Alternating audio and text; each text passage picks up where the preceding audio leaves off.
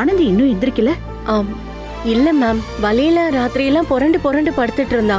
அப்புறம் early morning தான் கொஞ்சம் தூங்குனா. அதான் டிஸ்டர்ப் பண்ண வேண்டாம்னு விட்டுட்டோம்.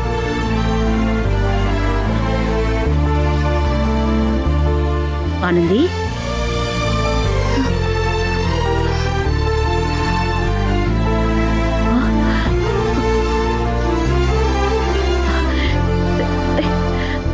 ஷிஷோ, என்ன இப்படி சொல்லுது? என்னாச்சு மேடம்? ஆனந்தியோட உடம்பு இப்படி நெருப்பா கொதிக்குது. அது கூட தெரியாம என்ன பண்ணிட்டு இருந்தீங்க 3 பேரும்? என்ன மேம் சொல்றீங்க?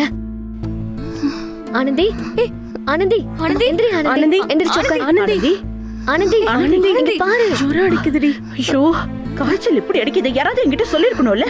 ஆனந்தி, இங்க பாரு, எந்திரி. முதல்ல நம்ம ஹாஸ்பிடல் போலாம். இல்ல மேடம், ஆஸ்பத்திரி எல்லாம் போறதுக்கு எனக்கு இப்ப நேரம் இல்ல. நான் வேலைக்கு போறேன். ஏய், என்ன இவ? என்னடி, என்ன நேரத்துல என்ன பேசிட்டு இருக்க? நேத்து ராத்திரியில இருந்து இதையே சொல்லிட்டு இருக்க. நேத்தே ஒழுங்கா மேம் கூப்பிடும் போது நீ ஹாஸ்பிடல் போயிருந்தா இந்த ஃபீவர் வந்திருக்குமா? இப்போ இவ்ளோ ஃபீவர் இருக்க நேரத்துலயும் ஹாஸ்பிடல் போகணும்னு யோசிக்காம வேலைக்கு போகணுங்கிற? இல்லடி, ஆஸ்பத்திரிக்கு போனா அவங்க இல்லாதது பொல்லாததுலாம் சொல்லி என்னை அங்கேயே தங்க வச்சு போட்டாங்கன்னா அப்புறம் இன்னைக்கு எல்லாம் கெட்டு போயிரும். என்னடி கெட்டு போயிடும்? இல்லடி, இன்னைக்கு நான் வேலைக்கு போய் ஆகணும்.